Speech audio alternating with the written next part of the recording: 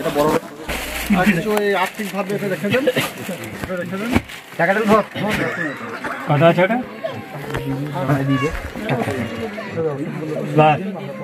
সভাধিপতি বীরভূম জেলা পরিষদের কাজল শেখ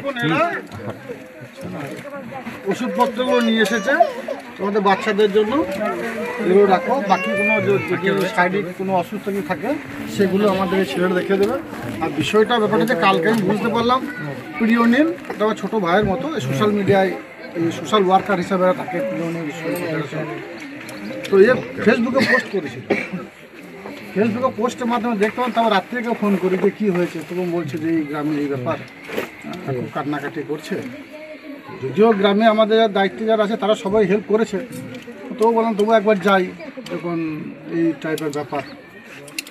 সেই জন্য আমার এটা জেলা পরিষদ আমাদের কর্মাধ্যক্ষ সাহেব আছেন, আমার জেলা পরিষদের মেম্বার আছেন, পঞ্চায়েত সমিতির সহসভাপতি, আপনারা সবই ছিলেন, আমরা এরিয়ার মানুষ, প্লাস আমাদের এই যারা সোশ্যাল ওয়ার্কার সবসময়ের জন্য এই কাজটাকে যারা বেছে নিয়েছে, ব্রত হিসেবে নিয়েছে, তারা সবাই এসেছে, এরিয়ার গ্রামের মানুষরা আছে। আপনাদের পাশে আমরা সবাই আছি, আমাদের মাননীয় মুখ্যমন্ত্রী মাননীয় মমতা বন্দ্যোপাধ্যায় আমাদের পাশে আছে, আমরা সবাই আছি, প্লাস মুখ্যমন্ত্রী আমাদের পাশে আছেন। তার জন্যই আমাদের এখানে আসা, আপনাদেরকে হেল্প করা, মুখ্যমন্ত্রীর নির্দেশেই।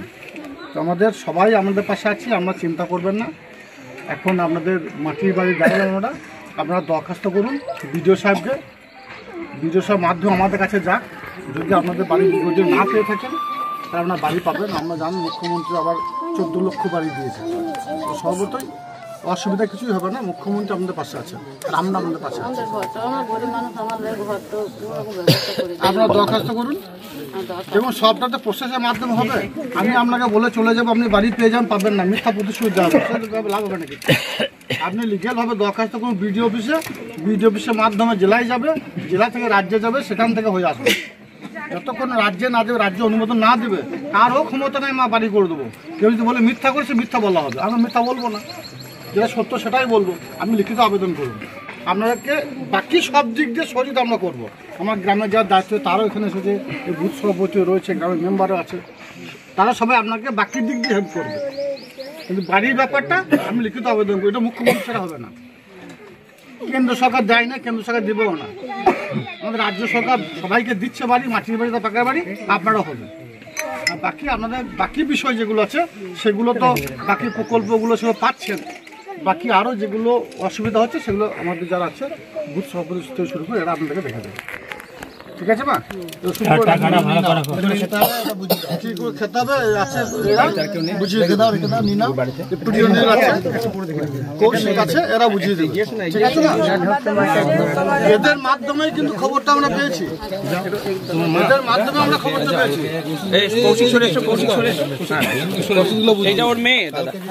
পাঠানো হয়েছে, দাদাই পাঠিয়েছিল। তোমাদের বাচ্চাদের জন্য এখানে বেবি ফুড থেকে শুরু করে মুড়ি টুড়ি থেকে সব আছে, যাবতীয় যা কিছু চা চিনি সবই আছে, চাল থেকে শুরু করে এখানে আলু পেঁয়াজ সমস্ত কিছু নিয়ে এসছে দাদা। তুমি দেখিনি একটু, হ্যাঁ মা তো টাকা পয়সাগুলো ঠিকঠাক করে রেখো, কেন ঠিক আছে? তোমাদের যেটুকু টাকা আছে এতে তোমাদের বাড়িটা মোটামুটি মেরামত হয়ে যাবে, সারাই কাজ হয়ে যাবে, যেটুকু আছে। ঠিক আছে, এরপরেও যদি দরকার হয় জেলা পরিষদের মেম্বার কর্মাধ্যক্ষ পরে আগে মেম্বার তোমার জনপ্রতিনিধি করেছো, ওকে বলবে জেলা পরিষদ জানাবে আমাকে, বাকি পঞ্চায়েত সমিতি সভাপতি আছে এখানে, একে জানাবে, পঞ্চায়েত সমিতি করবে, পঞ্চায়েত সমিতির পুরো দায়িত্বটা ইনি সামলাচ্ছেন বহুত দিন, আমাদের পাশে বাড়ি। তাছাড়াও বুথ সভাপতি এখানে আছে, বলবেন ওরা আমাদের খবর দেবে, আমরা দেখে দেবো। ঠিক আছে মা? ব্লক সদাইপুর থানা, পারুলিয়া গ্রাম পঞ্চায়েত এবং শঙ্করপুর গ্রাম। এই গ্রামে খগেন অঙ্কুরের বাড়িতে গত পরশু রাত্রে আগুনে ভস্মীভূত হয়ে গেছে, সম্ভবত শর্ট সার্কিটের কারণে আগুনটা লেগেছে। এর বাড়ির যাবতীয় জিনিসপত্র বলতে বাড়ির আসবাবপত্র শুরু করে ভোটার কার্ড, আধার কার্ড, স্কুলের ছেলেমেয়েদের বইপত্র সব কিছু পুরো ভস্মীভূত হয়ে গেছে। এ খবরটা আমি জানতে পারি আমার ছোট ভাইয়ের মতো সমাজসেবক প্রিয়নীল তার ফেসবুকে পোস্ট করে, এবং সেই পোস্টের মাধ্যমে জানতে পারার পর রাত্রেই প্রিয়নীলকে ফোন করি যে কৌশিক সহ এরা আছে, আমি ওখানে যাব বা যাবার ইচ্ছা প্রকাশ করি। ওরা বলে ঠিক আছে দাদা আমরা থাকবো। সঙ্গে সঙ্গে আমি আমাদের এখানকার জেলা পরিষদের মেম্বার এবং বীরভূম জেলা পরিষদের খাদ্য কর্মাধ্যক্ষ সাহেব আছেন, ওনাকে ফোন করি। আমার জেলা পরিষদের মেম্বার আমার ছোটো বোনের মতো মুনমুনকে ফোন করি। আমাদের পঞ্চায়েত সমিতির সহসভাপতি পার্শ্ববর্তী গ্রামের বাড়ি ওনাকেও ফোন করি, পঞ্চায়েত সভাপতিও ফোন করি।